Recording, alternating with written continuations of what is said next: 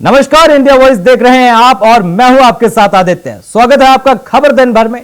तो चलिए रुक करते हैं पहली खबर का, जहां देश के 7 राज्यों में 13 विधानसभा सीटों पर उपचुनाव के नतीजे आ चुके हैं और स्कोर बोर्ड में 10 सीटें जीतकर इंडिया गठबंधन ने 2 सीट जीतने वाली बीजेपी को बड़ा झटका दिया। बीजेपी को सबसे पहले बड़ा झटका लगा बंगाल में, जहां 4 सीटों पर उसे टीएमसी के हाथों मात खानी पड़ी। वो भी तब जब बंगाल में इन 4 सीटों में से 3 सीटों पर पिछले चुनाव में बीजेपी का कब्जा था। तो दूसरी बड़ी हार उत्तराखंड के बद्रीनाथ सीट पर मिली है। हिमाचल में भी कांग्रेस ने बीजेपी को सदमा दिया है।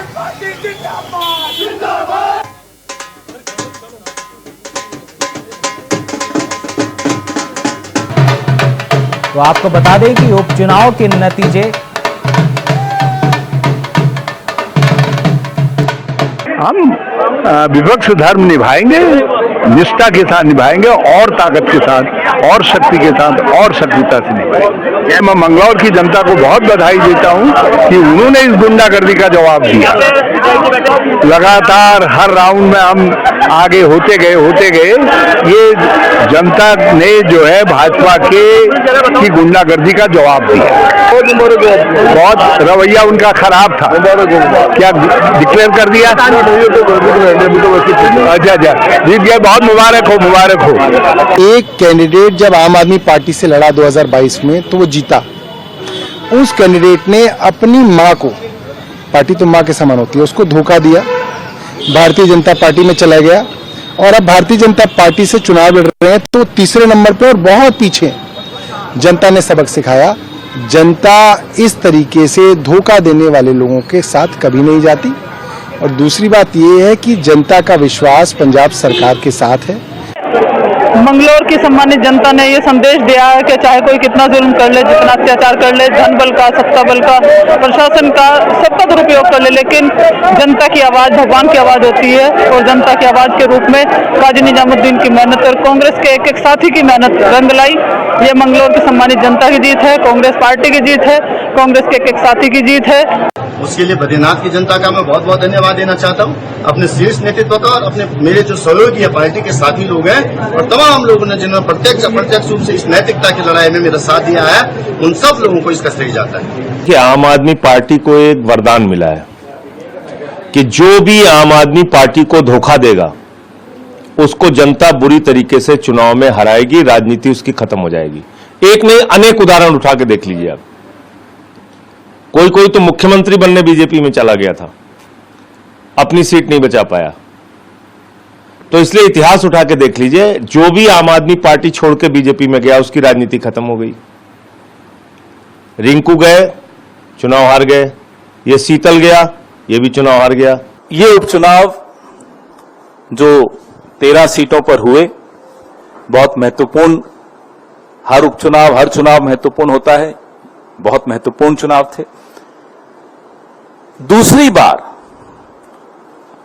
1.5 महीने में, 1 महीने में समझ लीजिए, दूसरी बार भारतीय जनता पार्टी को देश की जनता मजबूती से कुछ संदेश देना चाहती है। लोगों ने देखा रवैया में कोई फर्क नहीं है, अभी भी वही ऐंठ, वही घमंड, वही अहंकार।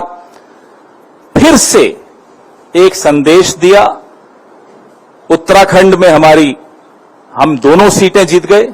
देखिए, निश्चित तौर से ये जनता का फरमान है कि जो उन्होंने मत 2022 के आम चुनावों में दिया था उसका रिस्पेक्ट भारतीय जनता पार्टी ने नहीं किया। और जिस तरीके से देश के हर कोने में ये चुनी हुई सरकारों को गिराने का प्रयास करते हैं, उसको ये हिमाचल में भी लागू करने का असफल प्रयास कर रहे थे। मगर हिमाचल की जनता पढ़ी लिखी है और हिमाचल की जनता ने पीछे लोकसभा में जिस तरीके से अलग मैंडेट के साथ आगे बढ़े, मगर इस बारी उन्होंने बिल्कुल साफ तरीके से कांग्रेस पार्टी को मैंडेट दिया है। जीत मेरा नहीं हुआ है, जीत ममता बनर्जी का हुआ है, जीत हुआ है हमारे हरिगुरुचर ठाकुर का हुआ है। जीत एक कर्मी जो है, जो वर्कर्स जो है, जिन्होंने सुबह शाम, उन्होंने रात दिन सोए नहीं है और उन्होंने हेल्प करा है इस चीज के लिए, जो सब लोगों के लिए है। ये एक वोटर जो है, जिन्होंने वोट करा है, उनके लिए ये जीत है। रुक करते हैं अगली खबर का, जहां मुंबई पहुंचने पर महाराष्ट्र के मुख्यमंत्री एकनाथ शिंदे ने उनका स्वागत किया। उप मुख्यमंत्री देवेंद्र फडणवीस और अजीत पवार भी मंच पर उपस्थित थे। उन्होंने पीएम मोदी का स्वागत किया। लोगों को पीएम मोदी ने संबोधित भी किया। उन्होंने कहा कि लोग जानते हैं कि ये एनडीए सरकार ही है जो स्थिरता और स्थायित्व दे सकती है। तीसरी बार शपथ लेने के बाद मैंने कहा था कि एनडीए सरकार 3 गुना तेजी से काम करेगी। और उन्होंने मंच से क्या कुछ कहा, आइए आपको सुनाते हैं। महाराष्ट्र के पास गौरवशाली इतिहास है। महाराष्ट्र के पास सशक्त वर्तमान है और महाराष्ट्र के पास समृद्ध भविष्य का सपना है। महाराष्ट्र वो राज्य है जिसकी विकसित भारत के निर्माण में बहुत बड़ी भूमिका है। महाराष्ट्र के पास इंडस्ट्री की पावर है।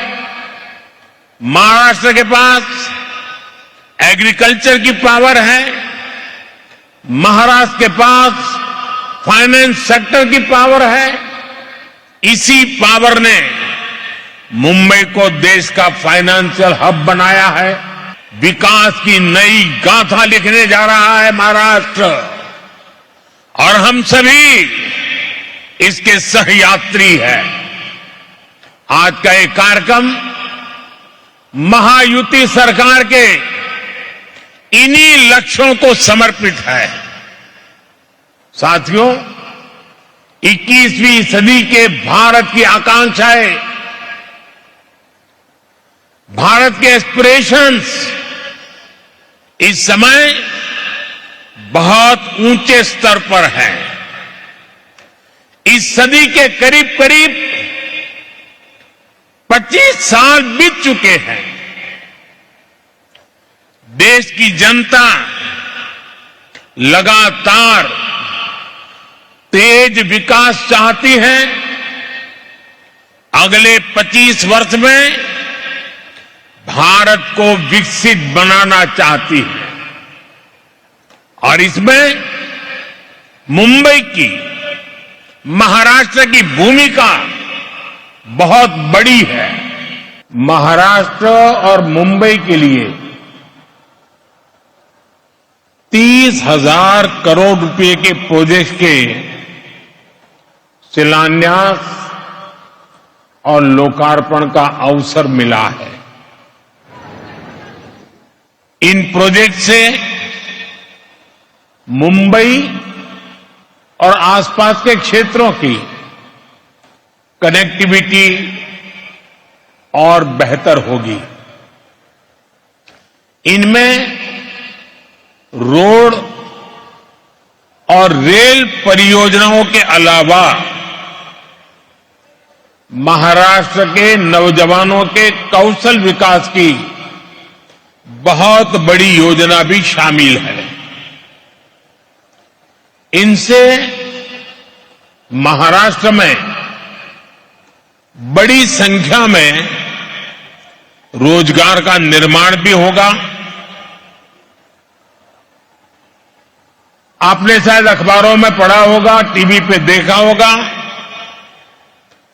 2-3 सप्ताह पहले ही केंद्र सरकार ने महाराष्ट्र के लिए वधावन पोर्ट को भी स्वीकृति दी। 76,000 करोड़ रुपए, 76,000 करोड़ रुपीस के इस प्रोजेक्ट से यहां 10 लाख से ज्यादा रोजगार बनेंगे। रुक करते हैं अगली खबर का, जहां उत्तर प्रदेश के मुख्यमंत्री योगी आदित्यनाथ ने लखनऊ के डॉक्टर राम मनोहर लोहिया राष्ट्रीय विधि विश्वविद्यालय के दीक्षांत समारोह में हिस्सा लिया। उन्होंने मुख्य अतिथि और सुप्रीम कोर्ट के मुख्य न्यायाधीश डॉक्टर DY चंद्रचूड़ के साथ छात्रों को उपाधि दी। तो वहीं सीएम योगी ने कहा कि सुशासन की पहली शर्त ही विधि का शासन है। न्याय संगत व्यवस्था हर व्यक्ति को प्रिय है और न्याय समय पर हो, समयबद्ध तरीके से हो। इसके साथ ही सीएम योगी ने क्या कुछ कहा, आइए आपको सुनाते हैं। विद्यालय के कुलपति दीक्षांत उपदेश पढ़ रहे थे। ये भारत के उपनिषद के, तैत्तिरीय उपनिषद के, मैं विस्तार से इस बारे में भारत के एक स्नातक के लिए क्या कुछ होना चाहिए जीवन में अच्छा बनने के लिए, उसका जीवन लोक के लिए, राष्ट्र के लिए समर्पित भाव के साथ कार्य करने वाला होना चाहिए। इसके लिए उन्होंने इस तैत्तिरीय उपनिषद के इन पंक्तियों को यहां पर अपने दीक्षांत उपदेश में कहा कि सत्यम वदः धर्मम चरः, सत्य बोलना और धर्म का आचरण करना। धर्म का आचरण, धर्म उपासना विधि नहीं है, धर्म नैतिक मूल्यों का, सदाचार का और हमारे कर्तव्यों का एक पर्याय है, जो देश काल और परिस्थितियों से अप्रभावित होकर के हम सबको सम और विषम परिस्थितियों में अपने कर्तव्य के प्रति लगातार आगाह करता है। अपने कर्तव्यों के प्रति सजग होकर के कार्य करना, यही हमारा धर्म है। और वह भी राष्ट्र को साक्षी मान करके अगर हम कार्य कर रहे हैं तो सचमुच हम लोग अपने उन ऋषि परंपरा का, भारत की उस समृद्ध परंपरा का प्रतिनिधित्व करते हुए अपने आप को उसका उत्तराधिकारी कह सकते हैं, जिसने हजारों वर्ष पहले ये उपदेश उस कालखंड के भी युवाओं के लिए, उस समय के दीक्षित होने वाले स्नातक के लिए ये उपदेश उस समय रचे थे। और आज भी हम तैत्तिरीय उपनिषद को दीक्षांत समारोह का साक्षी मान करके उसके अनुरूप अपने कार्यक्रमों को आगे बढ़ाते हैं। प्राचीन गुरुकुल की परंपरा में दीक्षांत समारोह एक समावर्तन समारोह के रूप में होता था। उस समय यह मान्यता थी कि जो भी यहां से स्नातक निकलेगा वह इतना परिपक्व होगा कि सारी परीक्षाओं को पास करके अपने भावी जीवन को आगे बढ़ाएगा। तो एक समावर्तन समारोह हुआ करता था। एक परीक्षा के पूर्व होता था, क्योंकि परीक्षा का मतलब अब तो उसको पास होना ही है, अपने भावी जीवन के राह पर आगे बढ़ना है। लेकिन इसका परिवर्तित रूप आधुनिक काल में दीक्षांत समारोह के रूप में, कॉन्वोकेशन के रूप में हम सबके सामने आया कि पास होने के बाद एक विशेष समारोह में डिग्री अवार्ड की जाए। डिग्री अवार्ड इसलिए की जाए जिससे उसके प्रेरक व्यक्तित्व से और उसके कृतित्व से उसके आने वाले स्नातक, उससे जूनियर, उससे प्रेरित हो सके, उससे प्रेरणा प्राप्त कर सके। सकारात्मक राह हमारी होगी तो आपकी राह न्यायिक जगत ही नहीं, जीवन के प्रत्येक क्षेत्र में बहुत ही उज्जवल होगी। अगर नकारात्मक होगी तो नकारात्मक राह ना आपके व्यक्तिगत हित में होगी, ना समाज के हित में होगी और ना अंततः राष्ट्र के हित में ही हो पाएगी। और मुझे लगता है कि वह स्थिति हमको स्वयं भी तय करनी पड़ेगी। एक पुरानी कहावत आती है कि परिवार के हित में व्यक्ति को छोड़ना पड़े तो हमें उसमें परहेज नहीं करना चाहिए। गांव के हित में परिवार को छोड़ना पड़े तो हमें उसमें भी परहेज नहीं करना चाहिए। और अगर समाज के हित में गांव से परहेज करना पड़े तो भी हमें उसकी परवाह नहीं करनी चाहिए। और अगर राष्ट्र के हित में इन सब से भी अलग हटना पड़े तो हमें राष्ट्र हमारे जीवन में सर्वोच्च होना चाहिए। सब कुछ हमारा राष्ट्र के प्रति समर्पण का भाव के साथ होना चाहिए। जब इस ध्येय के साथ हम कार्य करते हैं तो फिर ये छोटी मोटी बातें आपके कोई प्रभाव आपको प्रभावित नहीं कर पाएगी। रुक करते हैं अगली खबर का। तो खबर जयपुर से है, जहां बीजेपी की कार्य समिति की बैठक में केंद्रीय मंत्री शिवराज सिंह चौहान शामिल होने के लिए पहुंचे। रेल मार्ग से जयपुर जाते समय निवाई रेलवे स्टेशन पहुंचने पर भाजपा जिलाध्यक्ष अजीत सिंह मेहता के नेतृत्व में कार्यकर्ताओं ने मंत्री का जोरदार स्वागत किया। केंद्रीय मंत्री शिवराज सिंह चौहान को जिलाध्यक्ष अजीत सिंह मेहता ने संकट मोचन हनुमान महाराज की मूर्ति भी गिफ्ट की। इस मौके पर निवाई पालिका अध्यक्ष दिलीप इसरानी, सीताराम वर्मा सहित कई भाजपा नेता मौजूद रहे। वहीं बैठक में प्रदेश बीजेपी अध्यक्ष सीपी जोशी के साथ प्रदेश के बड़े नेताओं ने शिरकत की।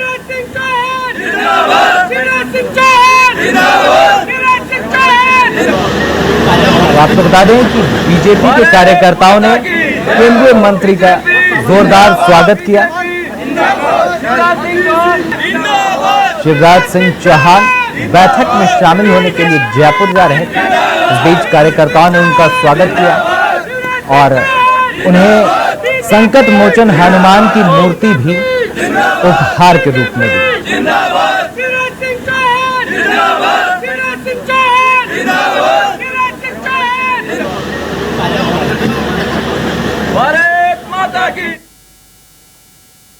रुक करते हैं अगली खबर का, जहां जौनपुर के बदलापुर विधायक रमेश चंद्र मिश्रा का एक वीडियो सोशल मीडिया पर वायरल हो रहा है, जिसमें उन्होंने अपनी ही सरकार को घेरते हुए कहा कि जिस तरह से समाजवादी पार्टी ने जनता में भ्रम की स्थिति पैदा कर दी है, ऐसे में अगर शीर्ष नेतृत्व यूपी में कुछ कड़े कदम नहीं उठाती है तो 2027 में बीजेपी की सरकार नहीं आएगी।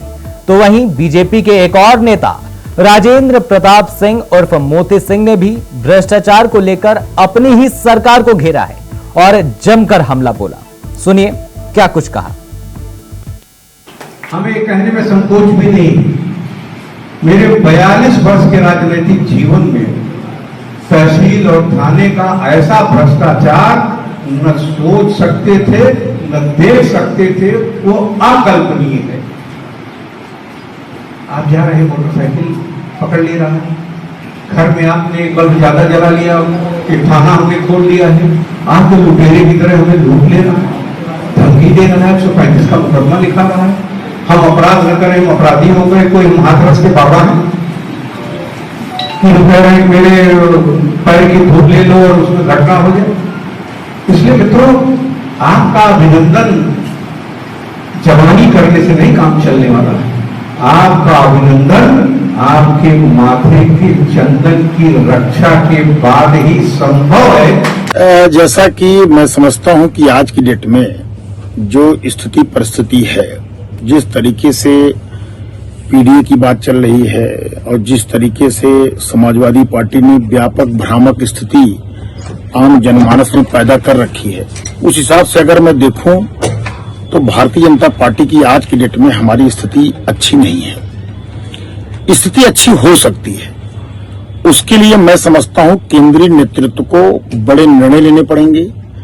केंद्रीय नेतृत्व को जो है कहीं न कहीं उत्तर प्रदेश के चुनाव पर पूरी तरीके से फोकस करना पड़ेगा। भारतीय जनता पार्टी के एक एक कार्यकर्ता को, एक एक जनप्रतिनिधि को मन से लगना पड़ेगा, तभी हम 27 में सरकार पुनः बना सकते हैं। नहीं तो आज की जो स्थिति है उस स्थिति के हिसाब से हमारी सरकार बहुत ही स्थिति खराब है। हमारी सरकार बनने की स्थिति आज के डेट में नहीं दिखाई पड़ रही है।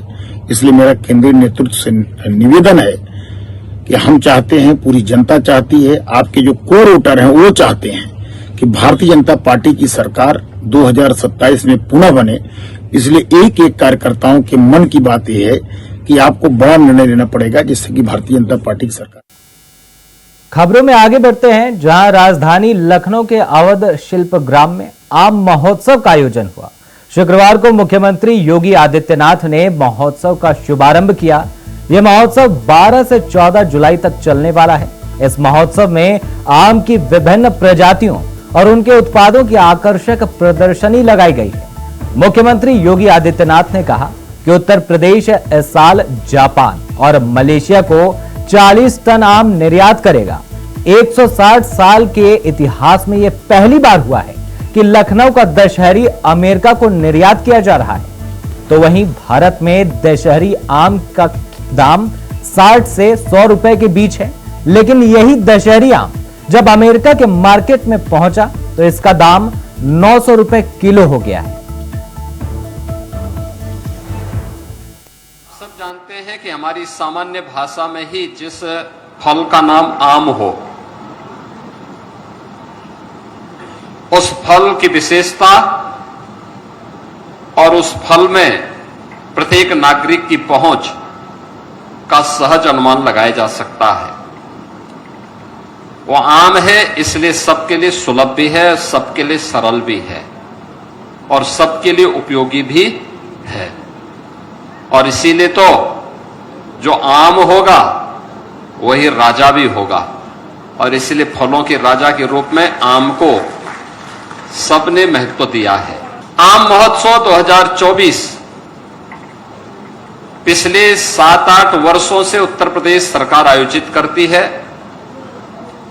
अपने प्रगतिशील किसानों और बागबानों को सम्मानित करती है। उत्तर प्रदेश के उत्पादित आम को हम न केवल देश में बल्कि दुनिया की मार्केट में पहुंचा सकें, इसके लिए प्रयास करती है।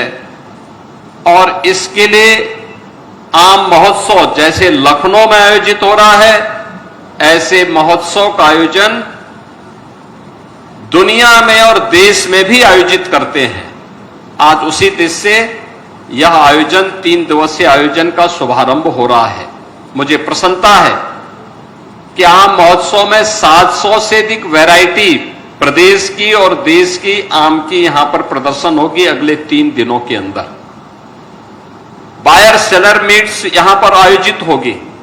आयात और निर्यात के लिए नए नए उपक्रम यहां पर होंगे और मुझे प्रसन्नता है कि जैसे मैं आम महोत्सव में आया तो सबसे पहला काम तो मैंने किया कि जापान के लिए यहां से आम को निर्यात करने के एक कार्यक्रम का मैंने शुभारंभ किया और मुझे जानकर प्रसन्नता हुई कि जापान और मलेशिया में 40 टन आम इस साल निर्यात होगा उत्तर प्रदेश का।